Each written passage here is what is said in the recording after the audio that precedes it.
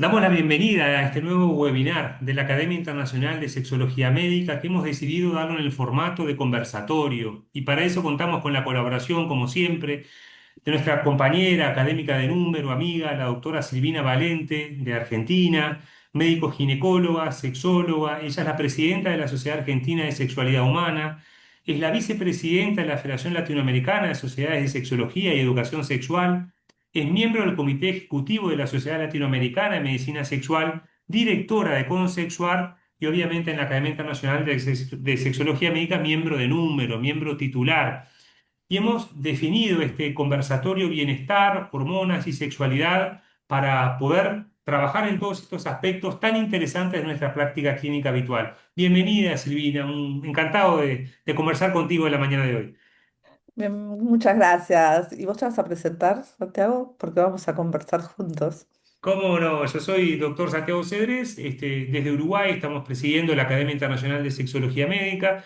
Soy médico, internista, profesor adjunto de la Facultad de Medicina del Uruguay, especializado en sexología médica y también ahora en lo que es la longevidad saludable y el bienestar hormonal. Así que en esa línea de trabajo hemos venido trabajando, publicando, investigando, por eso mucho para conversar hoy, Silvina. Mucho, mucho, mucho. Bueno, empecemos. Perfecto. O sea que cuando hablamos, decidimos este tema y dijimos que es bueno hacerlo en formato conversatorio y viendo un poco esta demanda explosiva que ha sido en cuanto a lo que son los motivos de consulta, ¿no? Cuando uno dice, y uno recibe un paciente desde la clínica habitual, por ejemplo, un motivo de consulta de deseo sexual hipoactivo, tanto un varón como una mujer, la pérdida del deseo sexual, la astenia sexual, ¿cómo lo encaran desde la sexología, desde la ginecología una mujer, por ejemplo, una mujer más 40 que te consulta a ti por pérdida del deseo? ¿Qué elementos tenés en cuenta? ¿Qué cosas sentís que el sexólogo clínico o el médico clínico debe evaluar? Bueno, es una consulta compleja, digo yo, cuando me consultan por una pérdida del deseo. No es tan sencilla. En general, la mujer viene pidiendo que le demos algo para que vuelva el deseo como lo era cuando tenía 20 o cuando recién se enamoró de una pareja que pasó, no sé, 20 años de pareja, hijos chicos, por ahí tiene uno, dos, tres, cuatro hijos, y de repente sus hijos ya están más grandes, ya no tienen tanta atención y empieza a reencontrarse con una persona que estaba en la casa, que criaron codo a codo, que crecieron codo a codo, que trabajaron codo a codo y de repente dicen, ah, dicen un descanso y ahí en ese descanso se va todo. Es como que empieza a desaparecer la motivación que los llevaba a moverse. A los dos, ¿no es cierto? A ella y a él. Por ahí directamente lo asocian a que esa persona ya no me motiva más, por ahí me motivan otras. Y las mujeres generalmente me dicen, no me motiva ni él ni nadie. Es como que no tengo nada. Entonces, es un poco que hablar un poco también, para mí es importante hablar de la motivación, de qué es la motivación y qué es el deseo dentro de lo que vendría a ser la motivación. Entonces ahí empezamos a encarar la motivación de todo, cómo te levantas a la mañana, si te levantas con ganas de hacer algo, de ir a trabajar, si tampoco te motiva tu trabajo, si hay aspectos nuevos, porque yo siempre digo que uno empieza a tener motivación cuando hay novedades en la vida, ¿no es cierto? No solamente novedades sexuales, sino otro tipo de novedades que hacen que nosotros tengamos ganas de hacer cosas. Esto es una pata de esto, que es lo más visible, vamos a decir, pero lo más oculto en la consulta médica, que no lo tenemos que dejar de mirar. La otra pata es obviamente la pata de la evolución. Y cuando nosotros evolucionamos, probablemente cambiemos la forma de mirar la vida, la forma de las cosas que nos gustan o nos dejan de gustar. Y otra de las patas puede ser el vínculo, que ese vínculo probablemente tenga que cambiar de estado o no esté acompañando a esta persona como tal, o que no tengo ningún vínculo. Y los vínculos hoy por hoy son, primero tengo que tener sexo y por ahí la persona tiene otros valores y otra escala de valores, entonces no quiere tener sexo. Dicho todo esto, queda una de las patas que son las hormonas. ¿Qué quiere decir esto? Que desde los 35, 40 años empiezan a caer nuestras hormonas, por ejemplo, la testosterona empieza a caer. Y 2 años antes de la última menstruación, probablemente la última menstruación en promedio la tenemos entre los 45 y los 55, o sea que más o menos 40, entre 40, 45, 50, las mujeres vamos perdiendo aceleradamente la cantidad de estrógenos. Y eso hace que tengamos una astenia generalizada, no solamente del deseo. Entonces hace que nuestro cuerpo cambie, que nosotras empecemos a cambiar, que tengamos diferentes intereses y muchas veces que nos sintamos muy cansadas. Entonces, que vengamos a buscar como el elixir de la felicidad, que es la hormona. No quiere decir que no la tengamos que dar, quiere decir que nos tenemos que poner en contexto. Entonces, lo primero que tenemos que hacer es ubicar a la persona en ese contexto. Entonces, ¿cómo es tu vida? ¿Tenés ganas y motivación para hacer deporte? ¿Tenés ganas y motivación para cuidarte? No cuidarte, para tener una alimentación saludable. ¿Fumás o no fumás? Em, eh, Mil cosas. ¿Dormís o no dormís? O sea, hay un montón de preguntas que nosotros vamos a ir incorporando en la práctica cotidiana hasta llegar a lo que vendría a ser un reemplazo hormonal si es que lo necesita, ¿no es cierto? Que seguro que lo vamos a repetir y hablar, esto es como una introducción.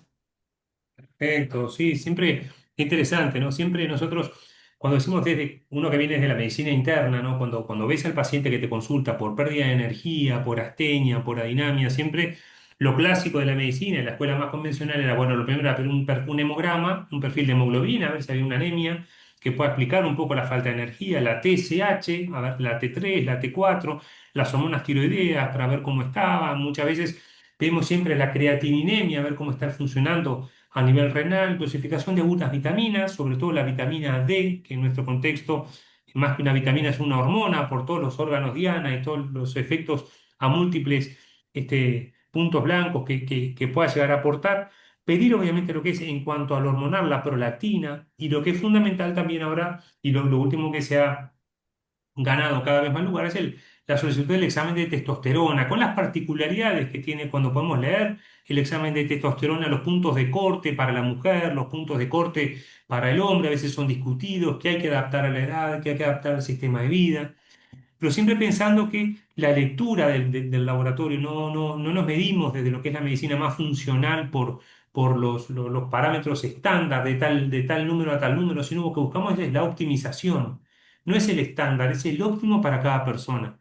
Y ahí es cuando te vas a sentir bien y vas a tener la energía cuando estés óptima desde el punto de vista vitamínico, hormonal y obviamente todo el cortejo psicoemocional que muchas veces es lo más frecuente, que hay elementos de depresión enmascarada, de distimia, de burnout, del manejo del estrés, de la gestión del cortisol de la persona que hace que esté más consumida, ¿no?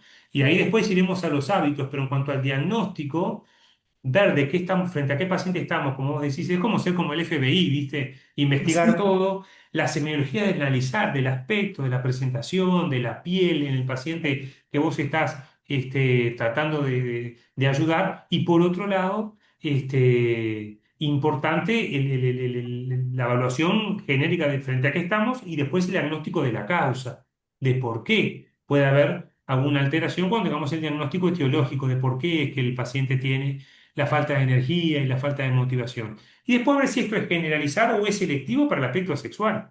Capaz que el deseo sexual hipoactivo está dentro de una astenia general. Claro, eso es lo que estamos diciendo, o sea que muchas veces no hay un diagnóstico en sí, porque es una evolución. Las personas estamos evolucionando, estamos creciendo, vamos cambiando de gustos, vamos cambiando de preferencias. Lo que no nos cambia mucho en general son el sistema de valores. Entonces, muchas veces cuando queremos adaptarnos a un sistema de valores social, a nosotros se nos empieza como a cliquear. Y el sistema de valores social muchas veces, por ejemplo, yo lo veo en las mujeres, vos después contame en los hombres, pero yo creo que se Sí, cada vez más, es muchas mujeres, acá en Argentina fundamentalmente, no lo veo tanto en Uruguay cuando voy a tu consultorio, a la consulta de allá, pero las sí, mujeres quieren ser jóvenes, quieren ser bellas, quieren, Silvi, yo quiero parecer de 40, quiero parecer de 30. Le digo, yo ya van a parecer de 13, ¿entendés? Porque es como que van queriendo sostener esa apariencia. Y en realidad, cuando empiezo a hablar con ellas, uno intenta ver cómo mantener un funcionamiento acorde a la edad. No quiere decir que nosotras, por ejemplo, si yo veo a mi abuela en la edad que tengo yo, era una señora muy vieja. Si nosotros, lo que nosotros vemos es lo funcional, lo que a cada persona le da salud. Lo que vamos a trabajar es para promover la salud. Si una persona viene cansada, no tiene ganas de tener sexo y no tiene sexo, y lo que está yendo es en contra de su salud, entonces uno tiene que tratar de ver cómo la motiva, y ahí vienen todos tus estudios, todo lo que hacemos todos, para ver con qué sustancias probablemente te puedo ayudar y cómo te puedo apuntalar desde lo contextual, desde lo vincular y desde lo personal para que vos puedas motivarte para poder hacer cambiar un estilo de vida o adecuar el estilo de vida a tus expectativas. O sea, vos querés sentirte más joven, o sea, lo que me estás preguntando es que querés sentirte bien, porque en este contexto te estás sintiendo mal. Y no quiere decir que tengamos que hacer un diagnóstico, sino que por ahí tenemos que calibrar algunas cosas, funciones metabólicas, funciones personales, funciones vinculares y funciones contextuales. Hábitos, es re difícil. Háblame de hábitos. Háblame, sí, sí, sí, sí. Sí, sí, sí, sí. Viste que eso es algo claro, como vos decís, que lleva, y qué diferencia, ¿vos ves la diferencia esa entre Argentina y Montevideo, de repente de la demanda por, sí, mucha. Mucha. Sabes que yo creo que el contexto cultural es un todo. Eh, la mujer argentina es una mujer más ansiosa, es una mujer que tiene un ritmo muy, muy, muy, como muy frenético, porque la Argentina es frenética. En Montevideo lo que yo veo es que las mujeres uruguayas se toman sus tiempos, hacen deporte, les importa la dieta, valoran la jubilación. O sea, el jubilarse es algo deseado porque tienen un buen estándar de vida. Nosotros acá el jubilarse es un cuco porque Claro. no tenés plata, ¿entendés? O sea, se te va la vida. No, es imposible jubilarse en Argentina. Entonces es como que en esas cuestiones, las distancias que se recorren en Argentina para ir al trabajo, los chicos al colegio, etcétera, en Buenos Aires son muy grandes y eso va en detrimento de tu capacidad de vida. El estresor continuo, como digo, nosotros somos estresados crónicos acá en Argentina, en Uruguay no lo tienen, Mm, tienen mucho menos estrés que en Argentina y el tiempo que se dedica en la consulta, el fluir es mucho más tranquilo, ¿no es cierto? Entonces, esas cuestiones, como decir, si yo no sé cuando me levanto, cómo va a estar ahora, bueno, qué sé yo, que ahora si el dólar está quieto es porque está muy bajo y estamos esperando que nos venga un saque de algún lado. Si el dólar está alto, porque suben los precios, pero si ahora la inflación sigue subiendo y el dólar baja, o sea que nosotros somos todos expertos en economía y eso lo que nos hace es una incertidumbre y vivir no una vulnerabilidad solamente, sino una incertidumbre continua, donde el cortisol nuestro siempre está, sube y sube y sube y sube. mm, siempre está alto. Y bueno, y eso es como es muy notorio. Esa es la primera diferencia que yo noto que es negativa para nosotras, o sea, positiva para ustedes. Sí, sí, sí, sí, perfecto. Fíjate que es una diferencia real, que uno te escucha y es real, porque a veces la demanda, como decís, quiero vivir 100 años, la paciente que te pregunta, ¿no? Uno busca, en el concepto nuestro de la longevidad saludable, no es vivir más, es poder vivir de una manera optimizada, de una manera que con autonomía eso pueda seguir funcionando desde el punto de vista físico, cognitivo, sexual, metabólico. La saludable habla de la calidad y la optimización, ¿no? Que no tiene nada que ver con lo que es el reemplazo, como decíamos hoy, el reemplazo hormonal es llegar al rango normal, la optimización es llegar al rango óptimo para vos, para que tu proceso de envejecimiento esté optimizado. Implica no ganar enfermedades o deterioros que son vinculadas al paso del tiempo, desde lo cognitivo, desde la energía, lo oncológico.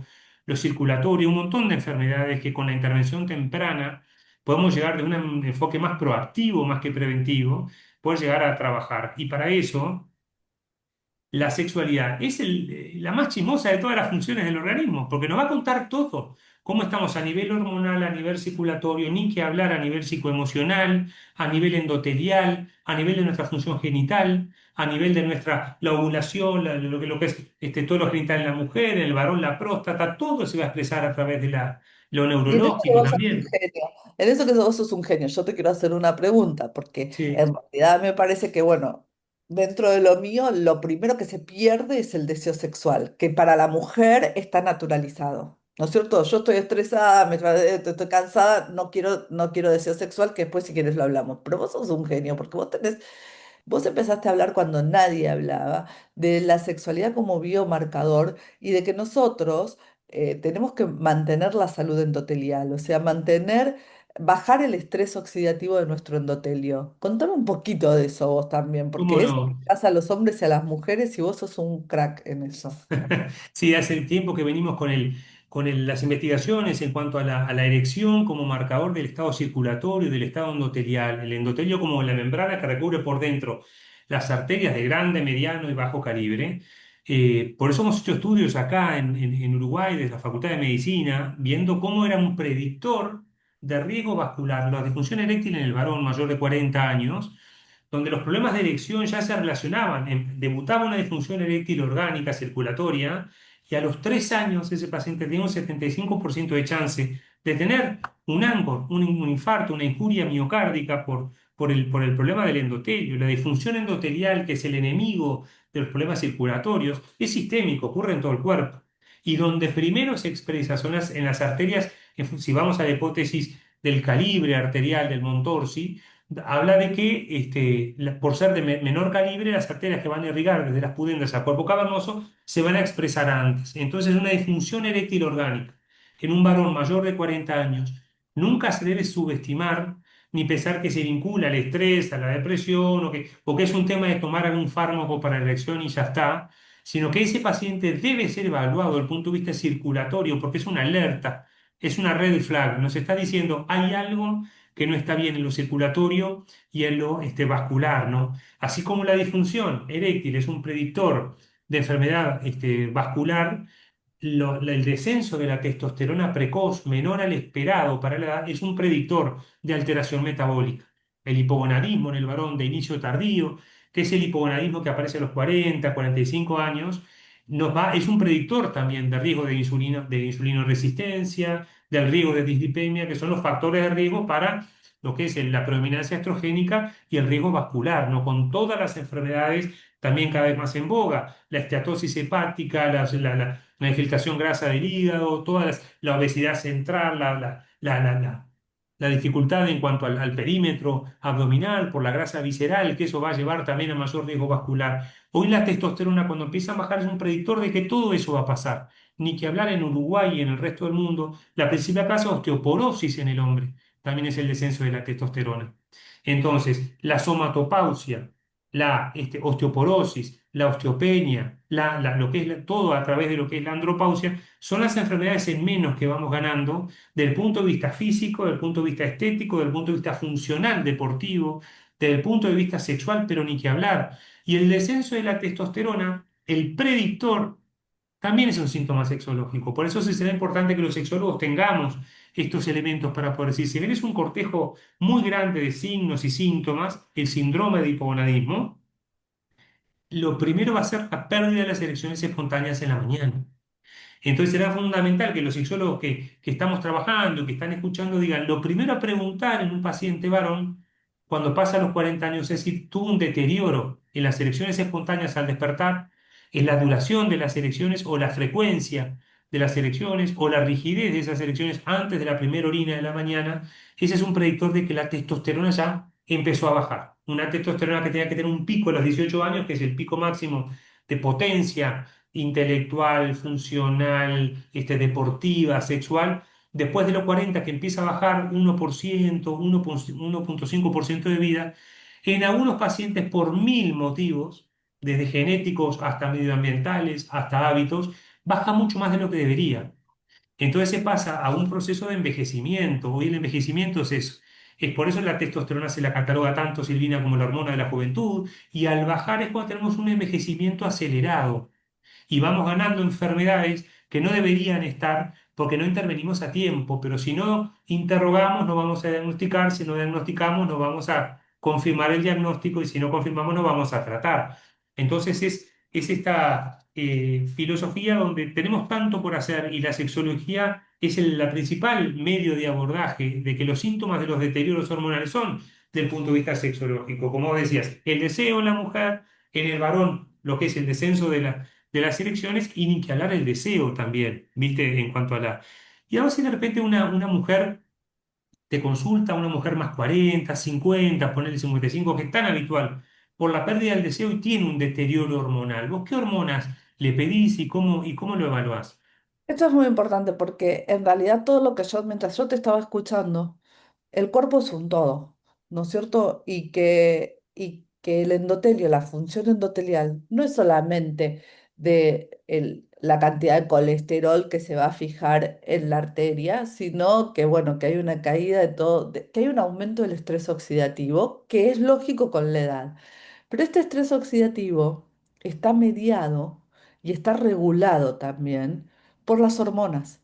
Entonces hay una conexión absolutamente importante de todo lo que hablamos a nivel hormonal, porque las hormonas regulan no solamente funciones metabólicas, sino también regulan al sistema nervioso, al cerebro, al sistema emocional también a lo que vendría a ser la memoria y lo que vendría a ser el sueño y lo que vendría a ser todo esto que estamos hablando, que son las ganas, que son las actividades, que es el deseo sexual, que es el sueño, que es el carácter, la irritabilidad que tenemos las mujeres, que son las elecciones de vida. Ya no elijo más una persona porque me empiezan a caer las hormonas, una persona que sea un padrillo, o sea, que esté bonito, que esté lindo para tener buenos hijos, sino que ahora elijo un compañero de vida o una compañera de vida. Y entonces empieza a haber elecciones diferentes, que puede ser la persona que vos querés como la que no.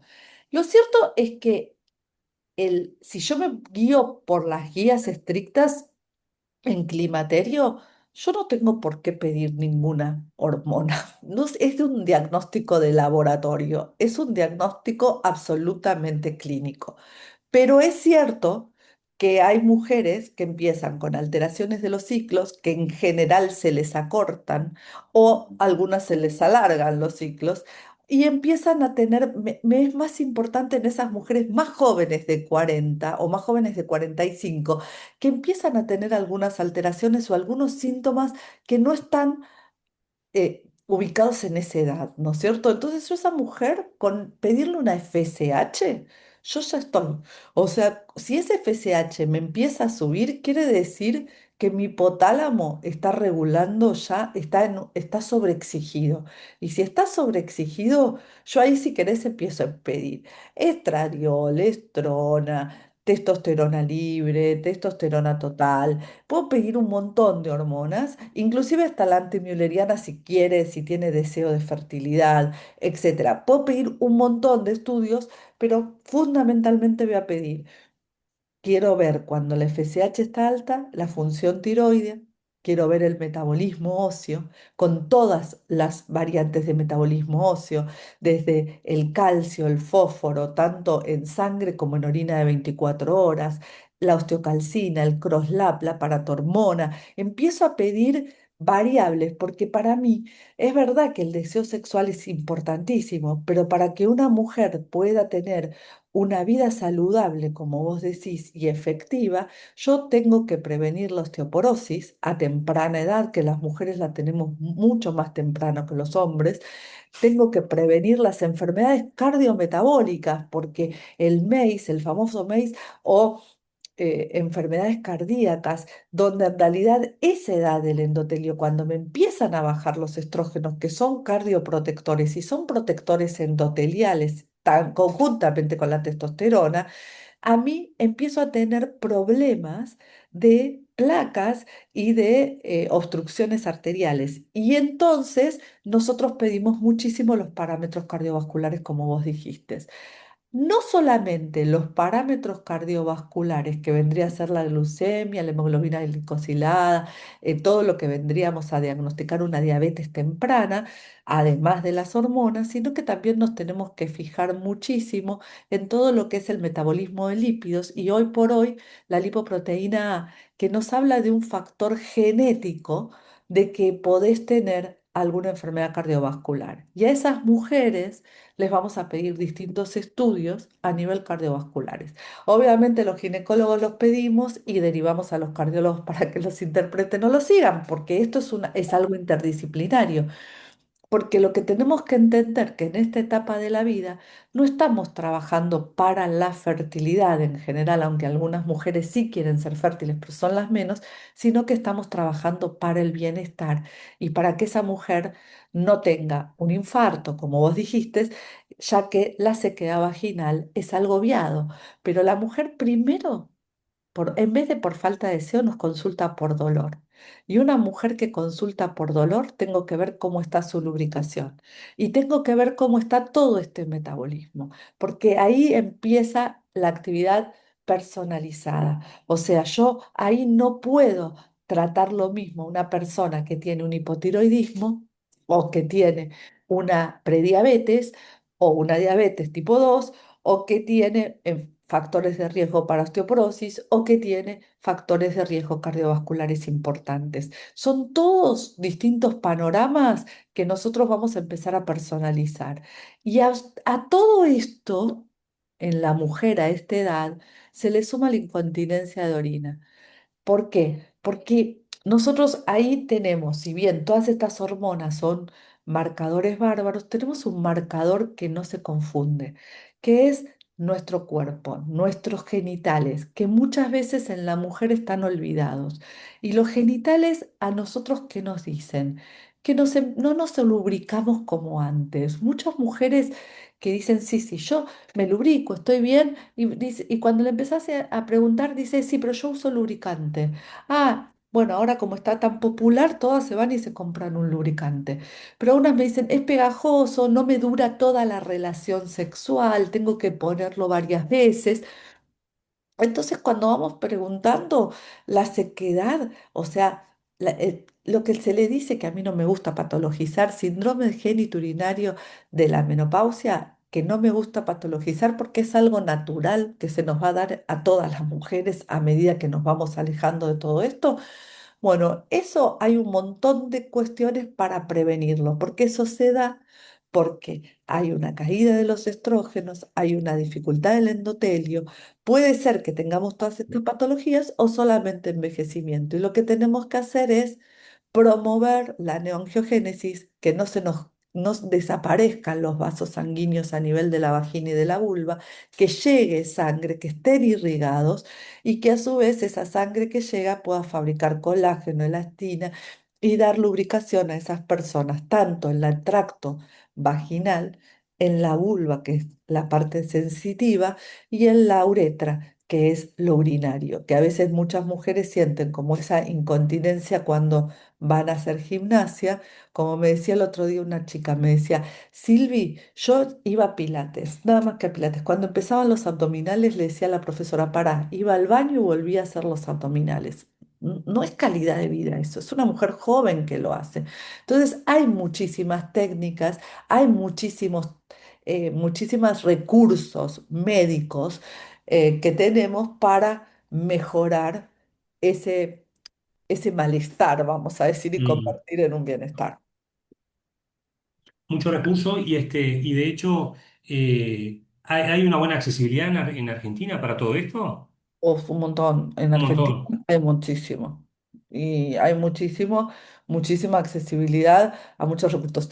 Todavía lo que cuesta, mira, ayer escuchaba una charla que nos mandó Sidney Glina, que es otro de los académicos de Brasil, que hizo como un raconto de todo lo que es la historia de la sexualidad. Y lo que decía era que disfunciones eréctiles en un principio, antes de que saliera el Viagra, había muchísimos. Y disfunciones sexuales, disfunciones de la excitación, de dolor y de deseo en la mujer es, en las estadísticas, más o menos entre 42 y 54% las tenemos a todas de la población. O sea, la mitad de las mujeres tenemos una disfunción sexual, pero no sabemos con quién hablarlas.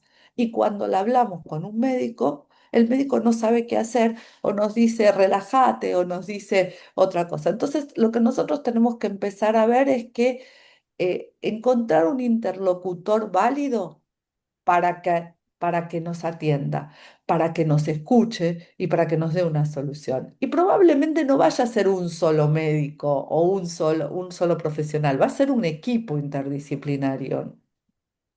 Perfecto, sí, un equipo interdisciplinario donde, como vos decís, la escucha y por otro lado un lugar, y yo traigo de nuevo lo que es la educación, cuánto educación sexual tiene que haber en cuanto a los cambios que la mujer va a tener, en cuanto a los cambios que el hombre va a tener, un poco para la información, que es el inicio del poder y decir, bueno, ¿qué quiero hacer con esto? ¿Qué decisiones quiero tomar con respecto a mi salud? ¿No? ¿Qué camino voy a tomar? Siempre decimos, cuando hablamos de la sexualidad como biomarcador, la genitalidad como biomarcador, la salud, cuando apostamos a la salud sexual también, es activa. Uno tiene que hacer cosas para no tener, que no se instale la disfunción, que no, y para eso hay mantenimientos diarios que hay que hacer.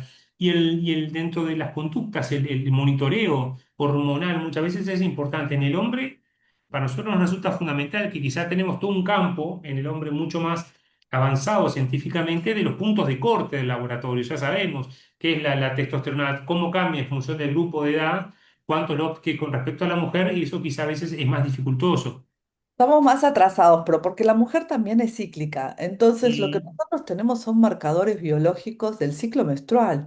O sea, no tenemos que... A veces yo lo digo, podemos hacer laboratorios súper sofisticados y hacer métodos súper sofisticados para dosar testosterona, pero también podemos regirnos por distintos síntomas clínicos que tienen las mujeres, que son evolutivos y que generalmente se naturalizan.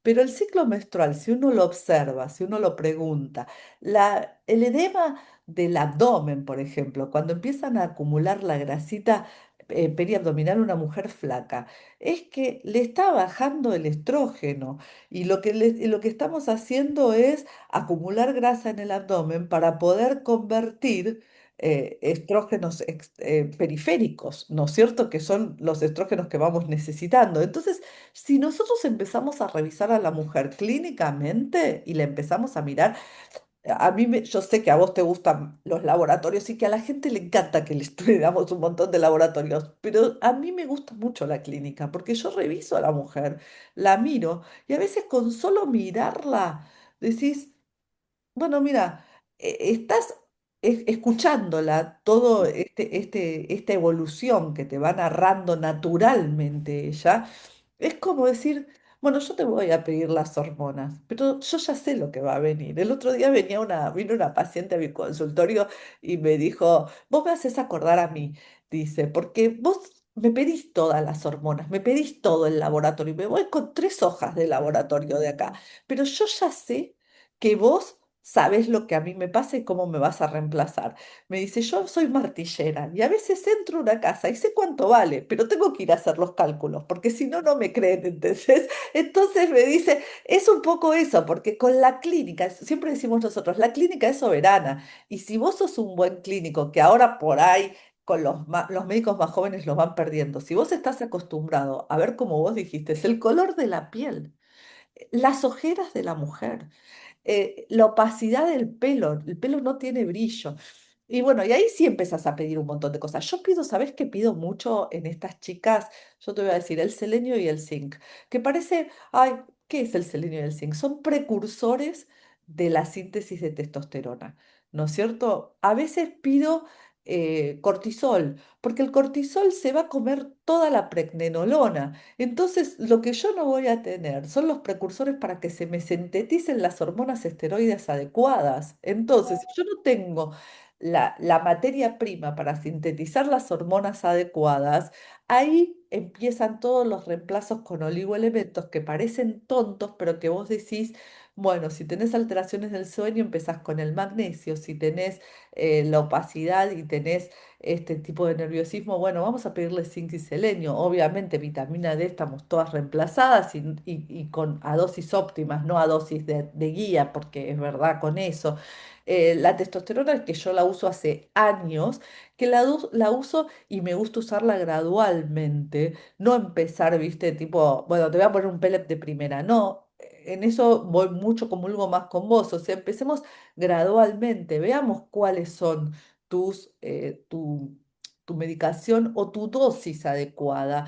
Y en esa dosis adecuada, una vez, siempre, siempre no olvidándonos de las otras patas, que son las emocionales, las vinculares, las personales, el ejercicio, el sueño, la alimentación, que si yo no acompaño con todo esto, ninguna medicación hace magia.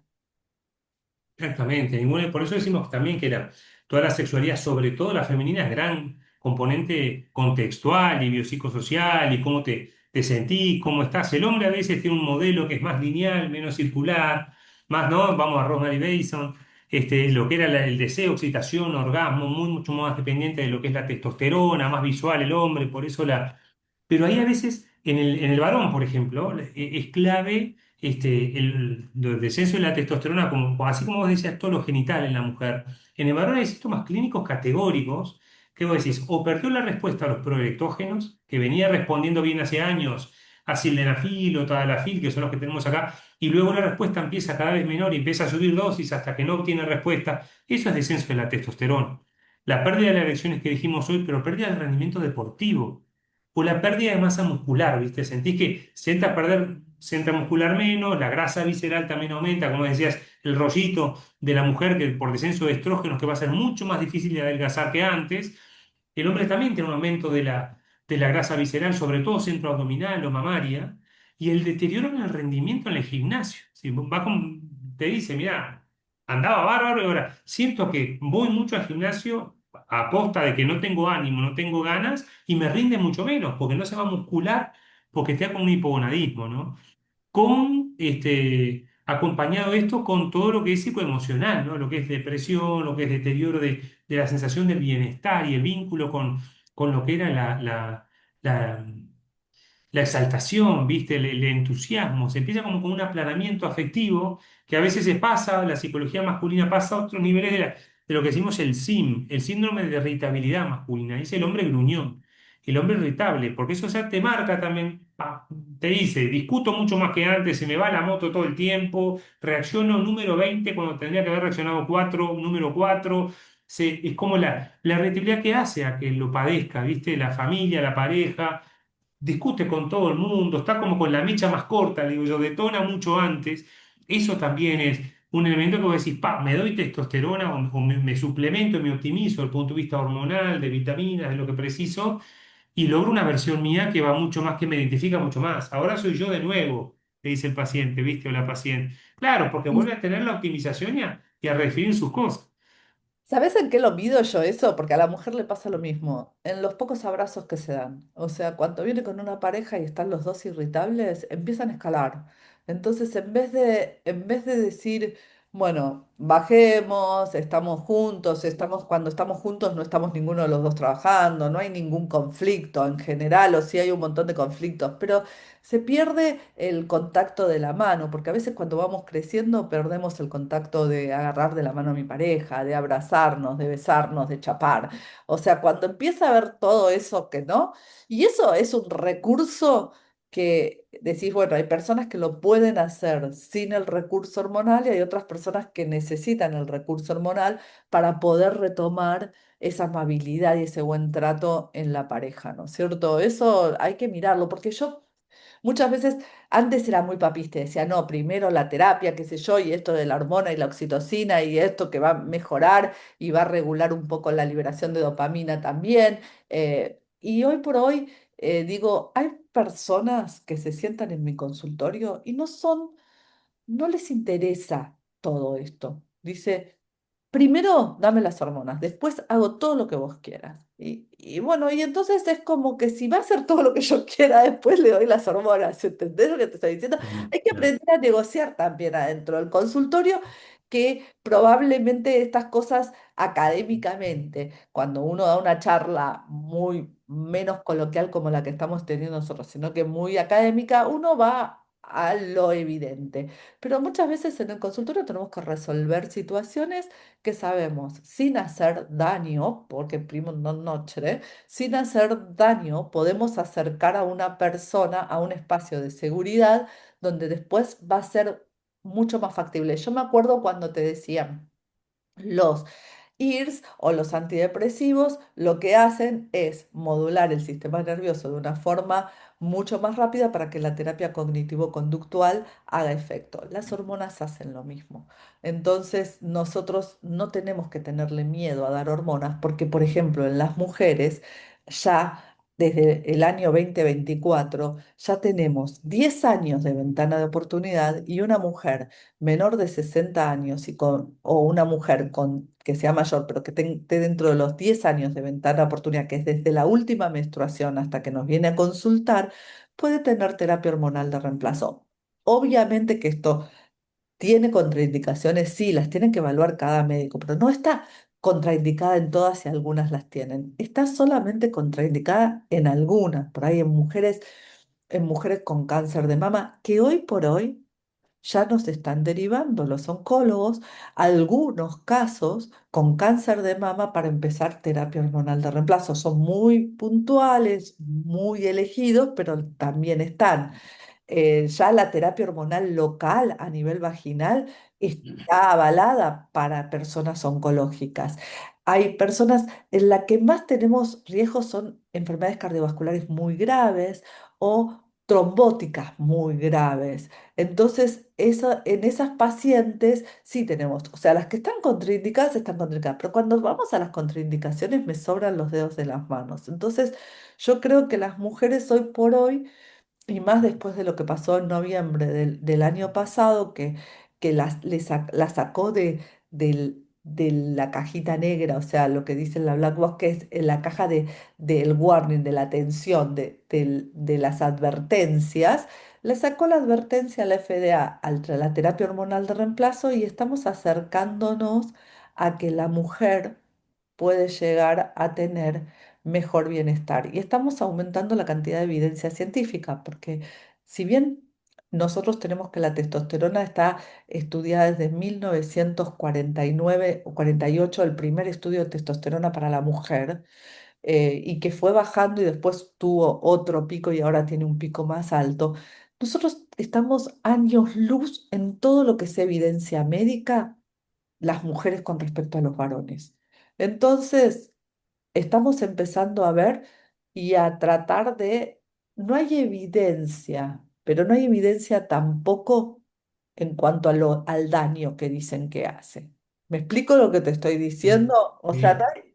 todavía no construimos una evidencia netamente positiva que el beneficio sea absoluto y que tengamos evidencia de los beneficios, pero cada vez más estamos acercándonos a más beneficios de las hormonas que a más riesgos, y nos estamos alejando de los riesgos de las hormonas, pero cada vez están surgiendo más trabajos científicos fuertes y robustos con evidencia científica que nos están acercando a decir esto. Hay consensos ya de expertos, hay opiniones de expertos que tienen fuerza y fortaleza en el uso de esto, que nos respalda el poder prescribir estas hormonas. Entonces, lo cierto es que yo llamo a que los profesionales no tengamos tanto miedo, y que si necesitan material que nos llamen, que se los ofrecemos, pero igual están en todos los buscadores, pero que si no tenemos ganas o no nos animamos, que empecemos a derivar a otros profesionales que sí lo hacen. Sí, pero qué importante para poder lograr los resultados. Si está con un déficit hormonal de cualquier tipo, estrógenos, progesterona, testosterona, no va a haber resultado terapéutico óptimo nunca, por más que demos el plan de la psicoterapia, la terapia sexológica específica, o luego los tratamientos convencionales, porque de hecho va a ser como un palo en la rueda para poder fluir, ¿viste? Es como que Cuando hay un déficit hormonal sintomático, la indicación y no hay una contraindicación clínica o en la historia clínica del paciente o la paciente, necesariamente la indicación tiene que estar. Por eso, como vos decís, muchas veces incentivamos en sexología el trabajo en equipo, al trabajar psicólogos con médicos, terapeutas con educadores sexuales, como buscando la integración de poder lograr la mejor versión de nuestro paciente, que es la verdadera misión de quien se dedica a la clínica, ¿no? La calidad de vida La del calidad de vida. Y paciente no que nos tenemos. olvidemos que muchas veces las mujeres le tienen mucho miedo al cáncer y, Sí, y la primer causa de muerte en la mujer es la enfermedad cardiovascular. Y la terapia hormonal previene la enfermedad cardiovascular. Otra causa de mucho deterioro en la calidad de vida son las fracturas espontáneas, tanto de vértebras como de cadera. Otra cosa que también nos deteriora mucho la calidad de vida es la pérdida de masa muscular o la rhabdomiolisis, donde empezamos a tener dolores que se los adjudicamos a la osteoporosis, pero no, es a la rhabdomiolisis, es a que no tenemos, por ejemplo, los abdominales y los músculos paravertebrales y todo el cuadrado de los lomos empiezan, que eso por ahí decís, ay, las piernas las tengo flojas. No, el core, esa zona tenemos que tenerla muy fortalecida porque empiezan dolores de cadera, dolores de columna, dolores de rodilla y todo tiene en que ese core no se mantiene fuerte. Pero no es porque a veces no haces ejercicio, como vos decís, es porque no tenés músculo. Entonces hay que exactamente. empezar a trabajar sobre eso, que son, a veces son detalles en los cuales no nos detenemos cuando vamos a un doctor. Y el doctor tampoco se detiene, pero que tenemos que detenernos porque son fundamentales.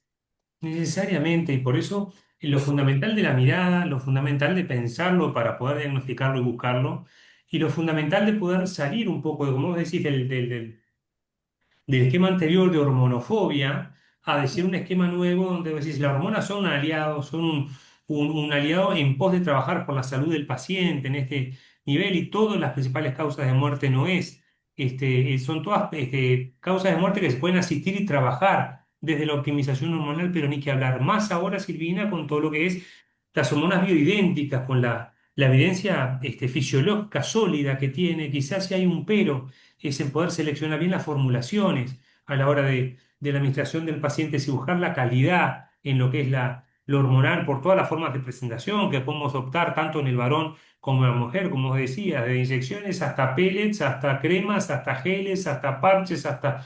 Ahora yo venía de Alemania la semana pasada, el Foro Mundial de Hormonas Bioidénticas, que ha sido explosivo la demanda por la consulta. ¿Por qué? Porque todos queremos, como tú decías hoy, la longevidad, pero la optimización deportiva, la sensación de sentirse mejor, la plenitud sexual y lo que es la capacidad de poder optimizarlo desde el punto de vista intelectual, la rapidez, lo anímico, y la hormona tiene mucho para ofrecer, pero siempre que yo te diga, optimicemos tus hormonas, no implica el aporte, implica No. estimular la formación tuya. Trabajemos en el sueño, trabajemos en el gran gestor de las hormonas, que es el sueño profundo, trabajemos en los hábitos de comida, trabajemos en la ingesta de líquido, en la gestión del cortisol, el manejo de la ansiedad, el manejo del estrés, todo lo que los dos siempre estamos hablando de que un déficit hormonal no es igual al reemplazo, es igual al ver cómo manejar, quizá el aumento de la síntesis o sacar todo lo que el paciente está haciendo en contra es clave. Como vos decís, es una negociación. Te piden la pastilla, Después de pero to- no el cambio de hábito.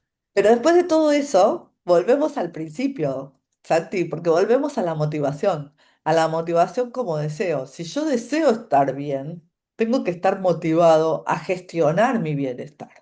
Entonces, esa gestión de bienestar depende muchísimo del compromiso de cada uno con querer estar bien, porque no es que yo voy a los médicos y me compro un peleto, me compro algo. Nosotros en las mujeres, en los varones, hormonas bioidénticas tenemos de todo tipo.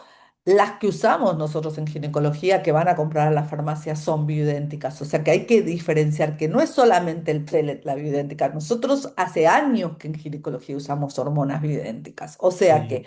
verdaderamente lo que nosotros tenemos que ver es nuestra seguridad, la eficacia del tratamiento, pero fundamentalmente el compromiso, porque si vos no vas a ir al gimnasio, no vas a alimentarte como corresponde, no vas a sentirte que vas a tener tus momentos de ocio, inclusive de cortes durante tu trabajo, Y bueno, evidentemente con un pellet no vas a solucionar todo, ¿no es cierto? O sea, vas a ir en contra Seguro. de eso. Pero si vos gestionas tu motivación, a veces lo que hacen las hormonas es ayudarte a dar el puntapié inicial para después poder optimizar. Entonces, yo estoy convencidísima que las dosis tienen que ser fisiológicas porque es como una persona se siente mucho mejor. Y las dosis fisiológicas, como vos decís, son personales. Eso es un traje a medida, en Son función de lo que personales. cada uno tiene, lo que produce las expectativas que tiene, o en qué planes. Entramos en un plan de longevidad, entramos en un plan de optimización sexual, entramos en un plan de aumento de masa muscular. Uno va definiendo qué es lo que, los objetivos del tratamiento para poder hacerlo a medida en cada uno, porque dos mujeres de la misma edad no tienen nada que ver desde el punto de vista metabólico, hormonal, endocrino, es bien diferente. Tal cual. Cada vez que entran a mi consultorio me dicen, vengo porque mi amiga me dijo que vos me vas a dar esto, y yo cuando le estudio digo, no, no te voy a dar esto, vamos a hacer esto otro. Me dice, pero como si mi amiga está regia. Bueno, pero confía en que lo que estamos haciendo es para vos, no es para tu amiga tenías una cosa, para vos es otra. Y lo que es importante en las mujeres con las hormonas es esto.